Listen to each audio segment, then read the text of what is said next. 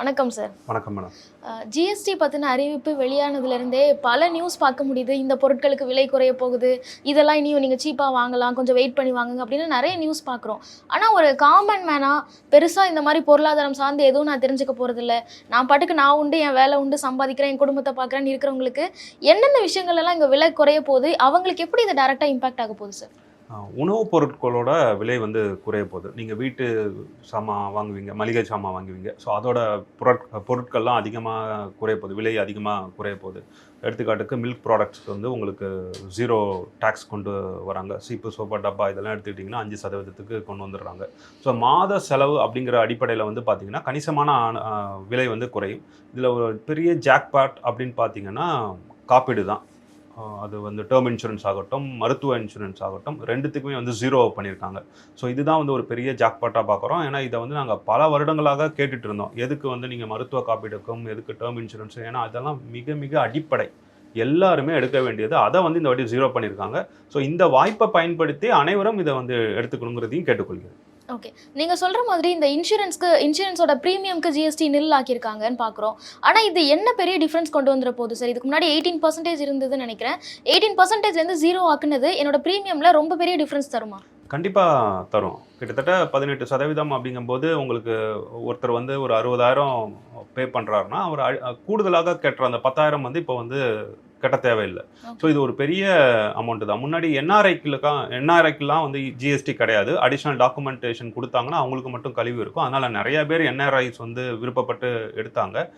இது நீங்கள் 10,000 20,000 குறைவு அப்படிங்கிறதையும் தாண்டி இது அடிப்படையில் எல்லாருமே எடுக்கணும் அப்படிங்கிறதுல மாற்று கருத்தே இல்லை. அதனால தான் நிதி சார்ந்த ஆலோசகர்கள் எல்லாருமே காப்பீடில் வரிகளை 0 கொண்டு வரணும்னு சொல்லியிருக்காங்க. ஸோ இந்த 10,000 சேமிக்கிறோமா 20,000 சேமிக்கிறோமா அப்படிங்கிறத தாண்டி கட்டாயம் எல்லாரும் எடுக்கணும். இது ஒரு பெரிய வித்தியாசம் தான். ஓகே, இந்த இன்சூரன்ஸ்க்கான ஜிஎஸ்டி அப்படின்னு இல்லாமல் ஒட்டுமொத்தமாக நமக்கு வந்திருக்குது. நீங்கள் ஸ்டார்டிங்கில் சொன்ன வீட்டுக்கு தேவையான பேசிக் நீட்ஸ் இது எல்லாத்துலேயுமே ஜிஎஸ்டி குறைய போகுது. ஸோ ஒருத்தங்களோட மந்த்லி பட்ஜெட்டில் ஒரு ஃபேமிலியால் இந்த ஜிஎஸ்டினால் மட்டுமே எவ்வளோ சேமிச்சிட முடியும் சார்? இப்போ பார்த்தீங்கன்னா 28% இருந்ததை 18% மாற்றிருக்காங்க. 18% இருந்ததெல்லாம் 5% மாற்றிருக்காங்க. ஸோ அதனால் என்ன ஆகும் அப்படின்னா நமக்கு கிட்டத்தட்ட 10%லேருந்து 15% வரைக்கும் நமக்கு லாபம் வரும் அப்படிங்கிற அளவில் புரிஞ்சுக்கலாம். ஒரு குடும்பத்தில் 10,000 ரூபா மாத செலவு அப்படின்னா இனிமேல் 8,500 ரூபா தான் வரப்போகுது அப்படிங்கிற அடிப்படையில் நம்ம புரிஞ்சுக்கிட்டோம்னா எவ்வளோ சேமிக்கிறோம் அப்படிங்கிறதையும் நம்ம தெரிஞ்சுக்கலாம். இப்போ ஒரு ஃபேமிலியில் சேவிங்ஸ் இருக்கும், அது மட்டும் இல்லாமல் இன்வெஸ்ட்மெண்ட் பண்ணுவாங்க, செலவு பண்ணுவாங்க. ஸோ இது அவங்களோட செலவில் மட்டும் கொஞ்சம் போர்ஷனை கொஞ்சம் எக்ஸ்ட்ரா அவங்களுக்கு பண்ணி கொடுக்க போகுதா, இல்லை மற்ற விஷயங்களையும் இம்பாக்ட் பண்ண போகுதா சார்? மற்ற விஷயங்கள் அப்படின்னு பார்த்தீங்கன்னா பெருசாக வித்தியாசம் வந்துட போதில்லை. ஏன்னா இது நம்ம எதை வாங்குகிறோமோ, பொருட்கள் வாங்குகிறோமோ, சர்வீஸ் வாங்குகிறோமோ அதுக்கு தான் ஜிஎஸ்டி கட்டிகிட்டு இருந்தோம்.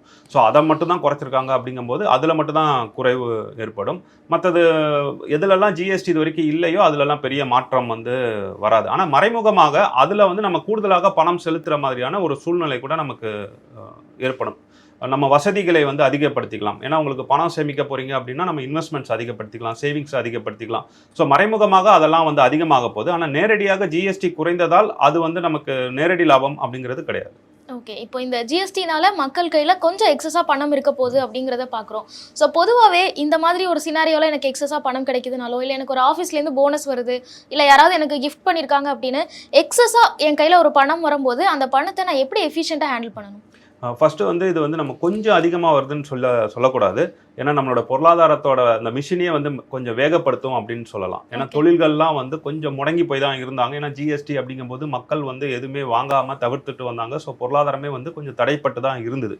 அதனால தான் அரசாங்கம் 2 கட்ட ஜிஎஸ்டியாக மாற்றி கொண்டு வந்திருக்காங்க. ஸோ இது பெரிய அளவில் ஒரு மாற்றத்தை கொண்டு வரும் அப்படிங்கிறத தான் நாங்கள் எதிர்பார்க்குறோம். ஸோ குறைவான சேவிங்ஸ் அப்படிங்கிற அடிப்படையில் இல்லாமல் நம்மளோட மொத்த பொருளாதார வளர்ச்சியுமே வேகப்படுத்தப்படும் இந்த ஜிஎஸ்டி மாற்றங்களால் அப்படிங்கிறத புரிஞ்சுக்கலாம். இப்போ உங்களோட கேள்விக்கு நம்ம வரலாம். கூடுதலாக ஒரு பணம் வருது, ஒரு போனஸ் வருது அப்படின்னா அதை நம்ம எப்படி சேமிக்கணும் அப்படிங்கிறத தெரிஞ்சுக்கணும். ஃபினான்ஷியல் பிளானிங் பண்ணும்போதே சொல்லுவோம், எமர்ஜென்சி ஃபண்ட் வச்சிருக்கணும்னு சொல்லுவோம்.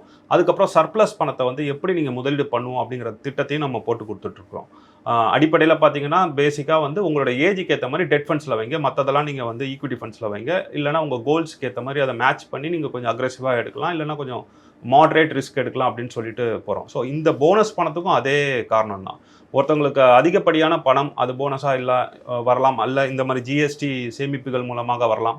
இதெல்லாம் நம்ம எப்படி கணக்கிடணும் அப்படின்னா அவங்களுடைய ரிஸ்க்கை பொறுத்து நம்ம கணக்கிடணும், அவங்களோட தேவை கோல் செட்டிங்ஸை பொறுத்து கணக்கிடணும், அந்த எமர்ஜென்சி ஃபண்டை பொறுத்து தான் கணக்கிடணும். ஸோ நம்மளுடைய ஓவரால் ஃபினான்ஷியல் பிளானிங்க்கும் இதுக்கும் வந்து பெரிய வித்தியாசமே கிடையாது. ஒரு முறை நீங்கள் ஃபினான்ஷியல் பிளானிங் போட்டு வச்சுட்டீங்க அப்படின்னா எவ்வளோ எக்ஸஸான பணம் வந்தாலும் அது எந்த பக்கெட்டுக்கு போகணும் அப்படிங்கிறது உங்களுக்கு எளிமையாகவே தெரிஞ்சிடும், குழப்பமே வராது. அரசாங்கத்தை பொறுத்த வரைக்கும் மக்கள் கையில் அதிகமாக பணம் வரணும், நாட்டில் கன்சம்ஷன் ஜாஸ்தி ஆகணும், மக்கள் வந்து அதிகமாக செலவு பண்ணணும் அப்படின்னு விரும்புகிறாங்க. அதனால தான் இந்த மாதிரி ஸ்டெப்ஸ் எல்லாம் எடுக்கிறாங்க. ஆனால் ஒரு காமன் மேனாக என் கையில் கொஞ்சம் எக்ஸஸாக பணம் வரும்போது நான் ஓவர் ஸ்பெண்ட் பண்ணிடுவனோ அப்படிங்கிற ஒரு சந்தேகமும் இருக்குது. இப்போ என்னால் வாங்க முடிஞ்சதை விட நான் அதிகமாக எஃபோர்ட் போட்டு பெரிய ஒரு பொருளாக வாங்கிடுவேன், ஸோ அந்த ஹேபிட்கே நான் அடிக்ட் ஆயிடுவேன் அப்படிங்கிற சந்தேகங்கள்லாம் இருக்குது. ஸோ ஒரு காமன் மேன் இதை எப்படி ஹேண்டில் பண்ணணும்? முன்னாடி வந்து பார்த்தீங்கன்னா நாம் சேமிக்கிறதுக்கு வந்து வரி விலக்குகள் வந்து கொடுத்துட்டு இருந்தாங்க. நீங்கள் ஏடிசியில் சேமிக்கலாம் அப்படிங்கிற மாதிரி நிறைய விஷயங்கள் பண்ணிட்டு இருந்தாங்க. ஸோ அரசாங்கம் இப்போ முழுவதுமாக வந்து ஒரு சந்தை பொருளாதாரத்தை நோக்கி போகிறாங்க. நீங்களே வந்து பார்த்துக்கோங்க அப்படின்னு சொல்லிட்டு மக்கள்கிட்டே விட்டுடுறாங்க. ஸோ இந்த நேரத்தில் வந்து மக்கள் வந்து ரொம்ப தெளிவாக இருக்கணும். ஏன்னா பணம் நிறையா அவங்க கையில் வந்து சேரப்போகுது. அது நம்ம வருமான வரிகள்லையும் பார்த்தோம். இப்போ ஜிஎஸ்டியும் குறைக்கும் போது பணம் அதிகமாக வரும்போது நாமளே வந்து முதலில் வந்து முதலீடுகளுக்கு வந்து முக்கியத்துவம் தரணும். அந்த முதலீடுகளும் வந்து நம்ம வளமையாக செய்கிற நிலத்திலையும் தங்கத்திலையும் போடக்கூடாது. ஏன்னா நம்ம தொடர்ந்து சொல்லிட்டு வரோம் அதெல்லாம் வந்து ஒரு 9%, 7% தான் ரிட்டர்ன் கொடுக்கும் அப்படின்னு சொல்லிட்டு வரும்போது இவர்கள் கற்றல் அடிப்படையில் புதுமையான நிதி திட்டங்களில் முதலீடு பண்ண தொடங்கணும். ஸோ இப்போ பொறுப்பு முழுக்க முழுக்க மக்கள்கிட்ட தான் இருக்குது. அரசாங்கம் தங்களுடைய கடமையை வந்து முடித்து வைத்து விட்டார்கள் அப்படின்னு சொல்லலாம். இண்டிவிஜுவல்ஸை பொறுத்த வரைக்கும் அவர்கள் சேமிப்பையும் ஊக்குவிப்பதில்லை, முதலீடுகளையும் ஊக்குவிப்பதில்லை. அப்போ அந்த நேரத்தில் ஒரு தனிநபர் தான் தானாக முனைந்து கற்றுக்கொண்டு தன்னுடைய சேமிப்பையும் சரி முதலீடையும் சரி ஒருங்கிணைப்படுத்திக்கணும். சரியான ஒரு முதலீடுகளை தேர்ந்தெடுத்துக்கொள்ள வேண்டும். இப்போ இந்த ஜிஎஸ்டி மூலமாக என் ஃபேமிலியில் என் கையில் கொஞ்சம் எக்ஸஸாக பணம் வரப்போகுது. நான் ஒரு உதாரணத்துக்கு கேட்குறேன். எனக்கு என்னோட மந்த்லி எக்ஸ்பென்ஸில் நான் செலவெல்லாம் போக ஒரு 2000 ரூபாய் என்னால் இந்த ஜிஎஸ்டி ரீஃபார்மால் கையில் கிடைக்கிது அப்படின்னா இதை எப்படி நான் வைஸாக இன்வெஸ்ட் பண்ணலாம் சார்? நான் பல பேட்டிகளில் சொல்லியிருக்கேன். என்கிட்ட வந்து நீங்கள் வந்து ஒரு குறிப்பிட்ட தொகை, அது 2000 இருக்கலாம், 20,000 இருக்கலாம், இல்லை 1,00,000 இருக்கலாம். அந்த குறிப்பிட்ட தொகையை என்கிட்ட சொல்லி இதை எப்படி முதலீடு பண்ணலான்னு சொன்னீங்க அப்படின்னா என்னால் வந்து நீங்கள் ஒரு 20% தங்கத்தில் முதலீடு பண்ணுங்கள், ஒரு 50% டெட் ஃபண்ட்ஸில் முதலீடு பண்ணுங்கள், ஒரு 40% ஈக்விட்டியில் முதலீடு பண்ணுங்கள் அப்படின்னு என்னால் பொதுப்படையாக எப்போதுமே சொல்ல முடியாது. நமக்குன்னு ஒரு ஃபார்முலா இருக்குது. முதலில் வந்து உங்களுடைய எமர்ஜென்சி ஃபண்ட் என்னங்கிறத நம்ம கணக்கிடணும்.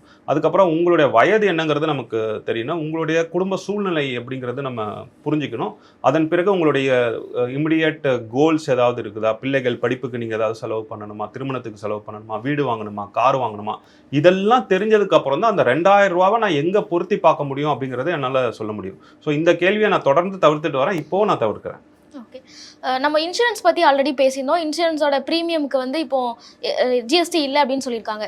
ஸோ இது வரைக்கும் நான் இன்சூரன்ஸே எடுக்காமல் இருக்கேன் அப்படிங்கிறவங்க இதுக்கு மேலே இன்சூரன்ஸ் எடுக்கிறதுக்கு எப்படி அவங்கள நம்ம கன்வின்ஸ் பண்ண முடியும்? ஏன்னா நீங்கள் ப்ரீமியமுக்கு வந்து ஜிஎஸ்டி இல்லை அதனால் ஒரு இன்சூரன்ஸ் எடுங்க அப்படின்னு சொல்கிறது ஏற்றுப்பாங்களா அப்படிங்கிறதும் தெரியாது.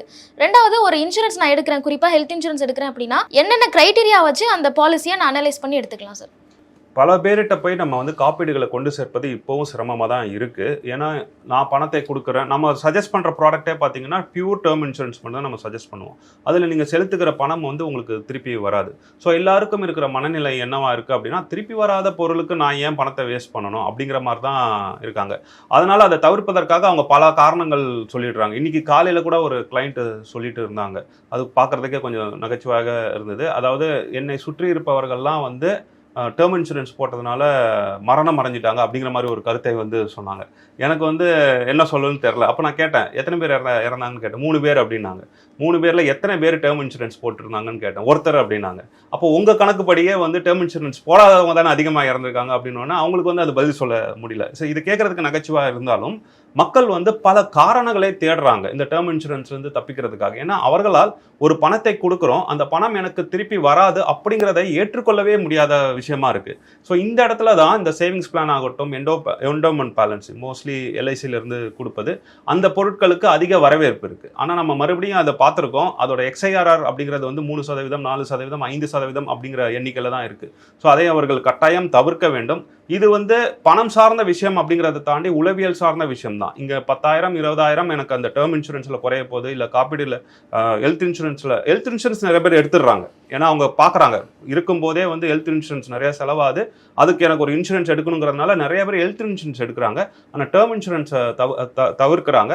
அவர்களிடம் வந்து பணம் கம்மியாகுது, அதனால் நீங்கள் எடுங்க அப்படின்னு சொல்லிலாம் நம்மளால் எடுக்க வைக்க முடியாது. ஏன்னா இது வந்து ரொம்ப ஒரு உளவியல் சார்ந்த விஷயமாக தான் இருக்குது. அதனால் தான் எனக்கு தெரிந்த பியூர் டேர்ம் இன்சூரன்ஸை விட இந்த சேவிங்ஸ் பிளான்ஸ் ஆகட்டும், என்டோமெண்ட் பாலிசிஸ் வந்து அதிகமாக இப்போவும் வந்து சேல் ஆகுது. அதை விற்பதையும் வந்து ரொம்ப எளிமையாக்கி வச்சிருக்காங்க அப்படின்னு சொல்லலாம். நீங்கள் சொன்ன மாதிரி இந்த எமர்ஜென்சி பர்பஸ்க்காக தான் நம்ம இன்சூரன்ஸை எடுக்கிறோம்.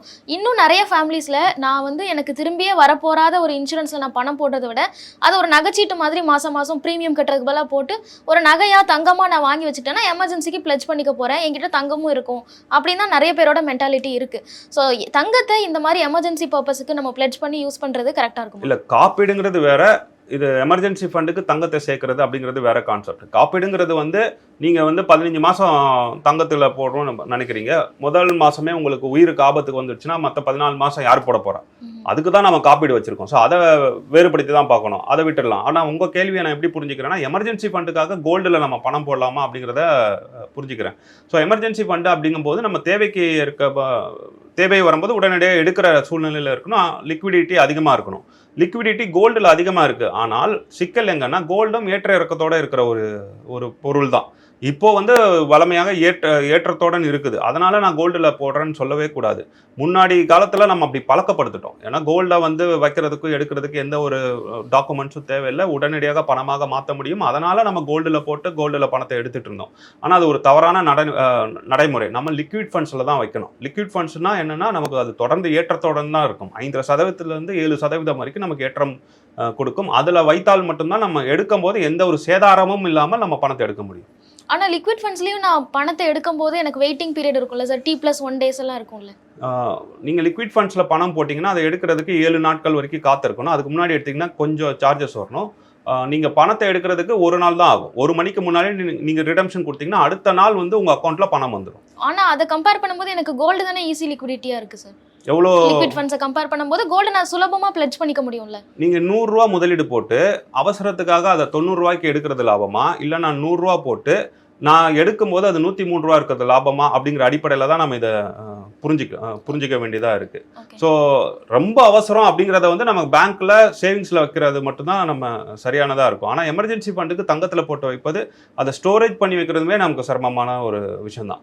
ஸோ ஸ்டோரேஜ்னு வரும்போது நீங்கள் பேங்க்கில் வச்சுருக்கீங்க, நீங்கள் சனிக்கிழமை ஞாயிற்றுக்கிழமை பேங்க் லீவு, ஸோ உங்களுக்கு அவசரமாக பணம் வேணும்னா நீங்கள் 2 நாள் காத்திருக்கணும். ஸோ அப்படியும் கூட நமக்கு ஒரு கேள்வி முன்வைக்கலாம். ஆனால் எந்த அடிப்படையில் பார்த்தாலும் சரி, எந்த ஒரு ஆலோசகர்கிட்ட கேட்டாலும் சரி, தங்கத்தில் நீங்கள் வந்து அவசர நிதியை வைக்காதீங்க அப்படிங்கிறதான் சொல்லுவாங்க. ஓகே, இந்த ஜிஎஸ்டி ரீஃபார்ம் பற்றின நியூஸில் ஒரு ஜாக்பாட்னா இன்சூரன்ஸ் நியூஸ் தான் அப்படின்னு சொன்னீங்க. இதை தாண்டி வேறு இதெல்லாம் அப்ரிஷியேட் பண்ணுற மாதிரி இருக்குது சார் இந்த ஜிஎஸ்டி நியூஸில்? உணவுப் பொருட்கள் வந்து விலை கம்மியாக போகுது. சில இதிலெல்லாம் டேக்ஸ் எல்லாம் கம்ப்ளீட்டாக எடுத்துட்டாங்க, அது நல்ல விஷயம்.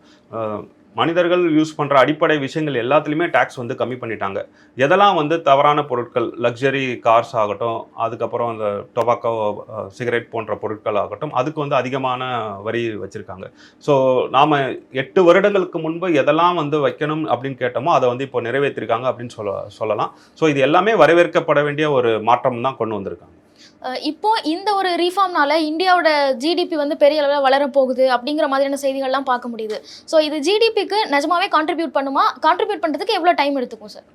கண்டிப்பாக இது வந்து கான்ட்ரிபியூட் பண்ணும். நமக்கு வந்து இமிடியேட்டாகவே ஒரு ரியாக்ஷன் தெரியுது. குவார்ட்டர் தான் நம்ம வந்து ஒரு கம்பெனியோட ரிசல்ட்ஸை வந்து நம்ம பார்ப்போம். அப்போ ஒரு குவார்ட்டர்லேயே வந்து இதுக்கு நமக்கு ரிசல்ட் தெரியும். ஏன்னா உங்களுக்கு ஜிஎஸ்டி இல்லை அப்படின்னாலே உங்களுக்கு கன்சூமர்ஸ் வந்து பொருட்களை வாங்க தொடங்குவாங்க. இப்போ விலை குறைந்து இருக்கு, ஏற்கனவே வாங்குறதுக்கு கொஞ்சம் தயங்கிட்டு இருந்தவங்க இப்போ உடனடியாக வாங்க தொடங்க ஆரம்பிச்சிருவாங்க. விலை பார்த்துட்டு இருந்தவங்களும் உடனே வாங்க தொடங்க ஆரம்பிச்சிருவாங்க. ஸோ இப்படி கன்சூமர்ஸ் அதிகமாக வாங்கும்போது நமக்கு உற்பத்தி அதிகமாகும் போது அது அதிக லாபத்தை வந்து நிறுவனத்துக்கு கொண்டு வரும். இதெல்லாம் வந்து 1 குவார்ட்டர் 2 குவார்ட்டர்லேயே நமக்கு ரிஃப்ளெக்ஷன் தெரியும். எவ்வளோ ஏறும் அப்படின்னா அது 1% வரைக்கும் நமக்கு ஏற்றம் இருப்பதற்கான வாய்ப்புகள் இருக்குது. நீங்கள் ஸ்டார்டிங்லேயே சொன்ன மாதிரி இப்போ ஜிஎஸ்டினால கொஞ்சம் பணம் நமக்கு மிச்சமாக போகுது. டேக்ஸ்லேயும் இந்த தடவை எக்ஸப்ஷன்ஸ் 12 லட்சம் வரைக்கும் கொடுத்துருக்காங்க. ஸோ மக்கள் கையில் இப்போ அதிகமாக பணம் இருக்க போகுது. இதனால அவங்களோட ஃபினான்ஷியல் பிஹேவியர் மாறத்துக்கு வாய்ப்புகள் இருக்கா? இல்லை நான் ஒரு தனிநபராக இருக்கேன், எக்ஸஸாக பணம் வருதுன்னா எந்த விஷயத்துலலாம் நான் கான்ஷியஸாக இருக்கணும் சார்? மக்களோட பிஹேவியர் மாற போகிறது இல்லை. அவங்க என்ன பண்ணுவாங்க அப்படின்னா, பணம் வர்றதை கொண்டு போயிட்டு அப்படியே இஎம்ஐல தான் போட போகிறாங்க. ஸோ நாங்கள் இது வரைக்கும் பார்த்ததுலேயே மக்களோட சிக்கல் என்னென்னா, அவங்களுக்கு பணத்தை அதிகமாக வைத்து கொள்வதில் வந்து பெரிய சங்கடம் இருக்குது. பயப்படுறாங்க, ஒரு பதட்டம் வருது. பணத்தை அதிகமாக வைத்து கொள்பவர்கள் கெட்டவர்கள் அப்படிங்கிற எண்ணம் வந்து அவங்க மனதில் யாரோ புகுத்தி வச்சுருக்காங்க. ஸோ பணத்தை கையில் இல்லாமல் வைத்துக் கொள்வதை தான் அவங்களோட முதல் அஜெண்டாவாக இருக்குது. ஸோ இப்போ நிறைய பணம் வந்தாலும் என்ன பண்ணுவாங்க, என்னோட இஎம்ஐயோட அந்த சதவீதத்தை அதிகப்படுத்துறேன்னு சொல்லிட்டு வீட்டு கடன்கள் இருந்தால் அதை வீட்டு கடன்களை கொடுப்பாங்க, புதுசாக வீட்டு கடன்களை எடுப்பாங்க. ஸோ அவங்க பிஹேவியர் வந்து மாற போகிறது இல்லை. பணம் இல்லாமல் என்னெல்லாம் செய்யணுமோ அதை தான் செய்வாங்க. குறைந்தது தமிழ்நாட்டில் நாங்கள் இது வரைக்கும் பார்த்ததில் அப்படி தான் இருக்காங்க. வட இந்தியாவில் வந்து பார்த்தீங்கன்னா பணத்தை அதிகமாக செலவு பண்ணுவார்கள். தங்களோட உடைகளுக்கு ஆகட்டும், ஷூ போடுறதாகட்டும், ஒரு பகட்டுத்தன்மையை அவங்க காட்டுவாங்க. அதனால அவங்க மார்க்கெட்டிங்கில் நல்லா பெர்ஃபார்ம் பண்ணுறாங்க. ஒரு நிறுவனத்தில் போனாலும் அவர்கள் மேலாளராக இருக்காங்க. ஆனால் நம்ம ஆட்கள் வந்து உழைப்பில் தான் கவனம் செலுத்துவாங்க. இந்த மாதிரியான விஷயங்களில் வந்து அவங்க எப்போதுமே கவனம் செலுத்துறது கிடையாது. உழைப்புக்கு தான் அதிக முக்கியத்துவம் தருவாங்க. ஸோ இவங்க பணத்தை செலவு பண்ண போகிறதில்ல, பிஹேவியர் சேஞ்ச் ஆக போகிறதில்ல. இதெல்லாம் போய் இஎம்ஐயில் தான் கொட்ட போகிறாங்க. ஓகே, இதெல்லாம் வந்து கொஞ்சம் ஒரு பிரச்சனையான விஷயம் தான். இஎம்ஐல தான் கொட்ட போறாங்க அப்படின்னு சொல்லிட்டீங்க.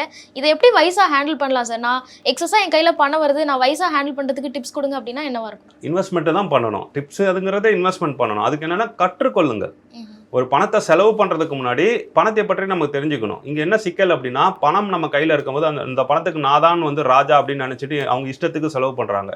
பணம் இல்லாத போது அதே ராஜா வந்து குப்பைமேட்டில் இருக்க வேண்டியது தான் ஆகும். ஸோ நீங்கள் என்ன பண்ணணும், பணம் வரும்போதே பணத்தை பற்றி கற்றுக்கொள்ள வேண்டும். அந்த பணம் எப்படி செயல்படும், அந்த பணத்தை வச்சு நான் என்னெல்லாம் பண்ணலாம், என்னுடைய எக்ஸ்போஷர் எப்படி இன்க்ரீஸ் பண்ணலாம், என்னோட அறிவை எப்படி நான் மேம்படுத்திக்கலாம், என்னோட நெட்வொர்க்கை நான் எப்படி அதிகப்படுத்திக்கலாம். ஏன்னா இதெல்லாம் தான் உங்களுக்கு வாழ்க்கையில் வளர்ச்சியை தருமே தவிர அந்த பணம் அப்படிங்கிறது உங்களுக்கு வளர்ச்சியை தராது. நீங்கள் எவ்வளோ பணத்தையும் வைத்துக் கொள்ளுங்கள், அதை போய் வங்கியில் வச்சுட்டு பூஜை செஞ்சுட்டு இருந்தீங்கன்னா வாழ்க்கையில் முன்னேற்றம் அப்படிங்கிறது வராது. ஸோ பணத்தை பயன்படுத்த தெரியணும். ஓகே, இதுக்கு முன்னாடி நம்ம பேசும்போது வந்து ரொம்ப அதிகமாக சேவ் பண்ணாதீங்க, குழந்தைங்களுக்காக பெருசாக நீங்கள் ஒரு நெட்வொர்க் பில் பண்ணணும்னு எக்ஸ்பெக்ட் பண்ணாதீங்க அப்படிங்கிற மாதிரி சொல்லியிருப்பீங்க. ஆனால் இப்போ வந்து கொஞ்சம் நீங்கள் பணத்தை ஃபியூச்சருக்காக இன்வெஸ்ட் பண்ணுங்க அப்படின்னு சொல்கிறீங்க. கான்ட்ரடிக்டரியா இல்லையா சார்? நான் வந்து கான்ட்ராக்டரியாக சொல்லலை. பணத்தை வந்து கட்டி பிடிச்சிக்கிட்டு வச்சுட்டு நீங்கள் வந்து சேமிக்காதீங்க அப்படின்னு சொல்கிறேன். இந்த விஷயத்துக்கெல்லாம் செலவு பண்ணிட்டு பிள்ளைகளோட கலை, அந்த ஸ்விம்மிங் பூல் ஆகட்டும், டென்னிஸ் ஆகட்டும், இதெல்லாம் செலவு பண்ணிவிட்டு உங்களுடைய உடற்பயிற்சி இதுக்கெல்லாம் செலவு பண்ணிவிட்டு மற்றதுக்கெல்லாம் இன்வெஸ்ட் பண்ணுங்கள், ப்ராப்பராக இன்வெஸ்ட் பண்ணுங்கள் அப்படின்னு சொல்கிறேன். ஸோ நீங்கள் போன பேட்டிலையும் நான் கேட்கும்போது ஒரு விஷயம் கேட்டிங்க, இதெல்லாம் நம்ம வந்து கண்டமேனிக்கு செலவு பண்ணிட்டா பணம் தானே வேஸ்ட்டாக போகும், ஏன்னா அந்த பிள்ளைக்கு அது மேலே ஈடுபாடு இல்லைன்னா நம்ம என்ன பண்ணணும் அப்படின்னு கேட்டிங்க. ஸோ இப்போ நான் இந்த சொன்ன பாயிண்டோட இதை தொடர்பு படுத்தி பாருங்கள். இந்த மாதிரியான வகுப்புகளுக்கெல்லாம் போகிறது அந்த வகுப்பில் இருப்பதை கற்றுக்கொள்வது மட்டும் கிடையாது, ஒருத்தருடைய வாழ்வு தரம் வந்து மேம்படும். ஒரு 4 பேரை வந்து அவங்க தெரிந்து கொள்கிறார்கள் வச்சுக்கோங்களேன், அதுல இருந்து அவர்களுக்கான வாய்ப்புகளை வந்து அவங்க உருவாக்கி கொள்ள முடியும். ஐஐடியில் படிச்சாங்க அப்படின்னா அங்க இருக்கிறவங்கலாம் ஏன் ஸ்டார்ட் அப் உருவாக்குறாங்க, இல்ல பெரிய பெரிய நிறுவனங்கள்ல போய் சேர்றாங்க அப்படின்னா அவர்களோட தொடர்பு வட்டம் வந்து அவ்வளவு அதிகமாகும். இன்னும் ஒரு ஸ்பெசிபிக் எக்ஸாம்பிள் சொல்லணும்னா, ஒருத்தர் டென்னிஸ் கத்துக்கிட்டாரு அப்படின்னா அவர் ஒரு ஆன்சைட் போறாருன்னா அந்த நிறுவனத்தோட சிஇஓ கூட ஒரு டென்னிஸ் விளையாடக்கூடிய வாய்ப்புகள் கிடைக்கும். அப்படியான வாய்ப்பு கிடைக்கும் போது அவரோட தொடர்பு எல்லையை வந்து பெருசா வளரும். அப்படி வளரும் போது அவருக்கான வாய்ப்புகள் தானாகவே உருவாகும். அவர் வலிந்துலாம் வந்து எதுவுமே பண்ண தேவையில்லை. ஸோ இதற்காக தான் நம்ம வந்து செலவு பண்ண சொல்றோம். இதெல்லாம் செலவு பண்ணும்போது மற்ற பணத்தை வந்து சரியாக கற்றுக்கொண்டு முதலீடுகள் பண்ணுங்க அப்படின்னு சொல்றோம். ஸோ இது ரெண்டுமே வந்து கான்ட்ராக்டரி கிடையாது. நீங்க வந்து எப்போ வந்து நன்றாக பணத்தை அனுபவித்து செலவு பண்ணுவீங்கன்னா, உங்க பணம் ஒரு இடத்துல நன்றாக வளருதுன்னு தெரிஞ்சாதான் நீங்க செலவு பண்ணுவீங்க. உங்க பணமே வளரல, நானே கையில சம்பளம் வாங்குறேன், அந்த சம்பளத்தை வாங்கி நான் எப்படி இந்த வகுப்புகளுக்கு கொடுப்பேன் அப்படிங்கிற ஒரு மன நிலையில இருந்தீங்கன்னா உங்களால செலவு பண்ணவே முடியாது. ஸோ முதல்ல இந்த முதலீடுகளை கற்றுக்கொண்டீங்கன்னா, நான் எப்படியும் பணம் சம்பாதிச்சிருவேன், இருக்கிற பணம் வளரும் அப்படிங்கிற உறுதி வந்துருச்சுன்னா வாழ்வுல எதுக்கு தேவையான செலவுகள் செய்யணுமோ அதை நீங்க கண்டிப்பா செய்வீங்க. நீங்கள் சொல்லும்போது ஒரு விஷயம் குறிப்பிடுறீங்க, உங்கள் பணத்தை எப்படி செலவு செய்யணும்னு நீங்கள் கற்றுக்கோங்க, இல்லை கோர்ஸ் அதுக்கு எடுத்துக்கோங்க அப்படின்னு சொல்கிறீங்க. இதை இன்னும் கொஞ்சம் டீட்டெயிலாக எக்ஸ்பிளைன் பண்ண முடியுமா? ஏன்னா பொதுவாக நான் செலவு பண்ணுறதுக்கு இல்லை என் பணத்தை எப்படி ஹேண்டில் பண்ணணும் அப்படிங்கிறதுக்கு யாரும் போய் படிச்சிருக்க மாட்டாங்க. பேரண்ட்ஸ் சொல்லி கொடுத்துருப்பாங்க, இல்லை ஃப்ரெண்ட்ஸ் சர்க்கிளில் கேட்டிருப்பாங்க. இது மட்டும் தான் இருந்திருக்கும். என் பணத்தை எப்படி வைஸாக ஹேண்டில் பண்ணணுங்கிறத நான் எப்படி கற்றுக்கிறது? ஒரு நிறுவனத்தில் வந்து பார்த்தீங்கன்னா பல துறைகள் இருக்கும். மார்க்கெட்டிங் துறை இருக்கும், ஹெச்ஆர் துறை இருக்கும், ஆப்ரேஷன்ஸ் இருக்கும்.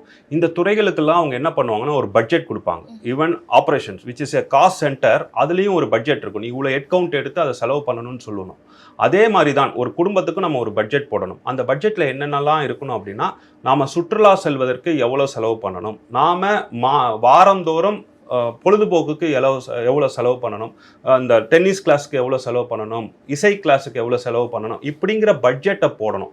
அந்த பட்ஜெட்டை போட்டு அந்த பட்ஜெட்டுக்குள்ளே நம்ம வந்து செலவு பண்ணுறோமான்னு பார்க்கணும். இந்த பட்ஜெட் போடுறது அப்படிங்கிறது நம்ம மனதில் எப்படி பதிஞ்சிருக்கு அப்படின்னா, கம்மியாக செலவு பண்ணுறதுக்கு தான் பதிஞ்சிருக்கு. ஆனால் நான் சொன்ன மாதிரி அந்த நிறுவனங்களில் ஒரு லட்சம் ஒரு துறைக்குன்னு கொடுத்துட்டாங்கன்னா, நீங்கள் ஒரு 60,000 தான் அந்த வருஷத்தில் செலவு பண்ணியிருக்கீங்கன்னா அது ஒரு பெரிய கேள்வியாக உங்கள் முன் வைக்கப்படும். அதே தான் குடும்பத்துக்கும் பொருந்தும். நீங்கள் வந்து இந்த மாதிரி டென்னிஸ் கிளாஸ்க்கு நம்ம வந்து ஒரு 30,000 செலவு பண்ணுறேன்னு வச்சுக்கிட்டு அந்த வருஷ கடைசியில் வந்து நீங்கள் அந்த 30,000 செலவு பண்ணலன்னா நீங்களே உங்களை குற்றம் சொல்லிக் கொள்ள வேண்டும். இது வந்து சுற்றுலாவுக்கும் பொருந்தும். இந்த மாதிரி எந்தெந்த ஆக்டிவிட்டீஸ்க்கெலாம் நம்ம செலவு பண்ணணும். ஏன்னா நமக்கு எல்லாருக்குமே ஆசை வரும். என்ன ஆசை வரும்னா, திடீர்னு நான் கிட்டார் கற்றுக்கணும்னு ஆசை வரும். அந்த ஆசையாக தான் இருக்கும். ஏன்னா அந்த கிட்டார் கற்றுக்கிறதுக்கு நீங்கள் வந்து வார இறுதி நாட்களில் போய் கொஞ்சம் நேரத்தை செலவு பண்ணணும், கொஞ்சம் உழைப்பை போடணும். இதெல்லாம் போடாமல் நம்ம ஆசையாக மட்டும் வச்சுருப்போம். அப்படிலாம் பண்ணாமல் நியூ இயர் அப்போ உட்காந்து இந்த வருடம் நம்ம குடும்பம் சார்பாக இல்லை தனிநபர் சார்பாகவே நம்ம என்னென்னலாம் போடணும், அதுக்கு என்னென்ன பட்ஜெட்லாம் போடணும்னு நீங்களே தெரிஞ்சுன்னா உங்களுக்கு தான் தெரியும். எல்லாருக்குமே பொதுவான பட்ஜெட்லாம் எதுவும் இல்லை. நான் இந்த ஆக்டிவிட்டி பண்ணுங்கன்னு சொல்ல முடியாது. எனக்கு தெரிஞ்சது சுற்றுலா செல்லலாம், வாரந்தோறும் நீங்கள் பொழுதுபோக்கு பண்ணணும். ஏன்னா உடல் மனதுக்கு இது ரொம்ப முக்கியங்கிறதுனால சொல்கிறேன். ஆனால் தனிநபர் பொறுத்து பல ஆக்டிவிட்டிஸ் நம்ம பண்ணலாம். இதை போட்டு அதுக்கு ஒரு பட்ஜெட்டை உறுதிப்படுத்திட்டிங்கன்னா வருட இறுதியில் அதெல்லாம் நிறைவேற்றிட்டிங்கன்னா பார்த்தாலே போதும், எல்லாமே சரியாக இருக்கும். ஓகே, ஒரு பட்ஜெட்டிங்கிறது ஒரு கசப்பான விஷயம் இல்லை. நமக்கு எதுக்கெல்லாம் தேவை அப்படிங்கிறத பார்த்து நம்ம செலவு பண்ணுறதுக்கு கில்ட்டாக ஃபீல் பண்ண வேணாம் அப்படிங்கிறத இந்த வீடியோட டேக்அவேவாக எடுத்துக்கிறேன் சார். Thank you so much. நன்றி மேடம். மேலும் ஈடி தமிழ் சேனல்ல வரப்போகும் பிசினஸ் மற்றும் அது ரிலேட்டடான வீடியோவை பார்க்க உடனே கீழே இருக்க சப்ஸ்கிரைப் பட்டனை கிளிக் பண்ணுங்க.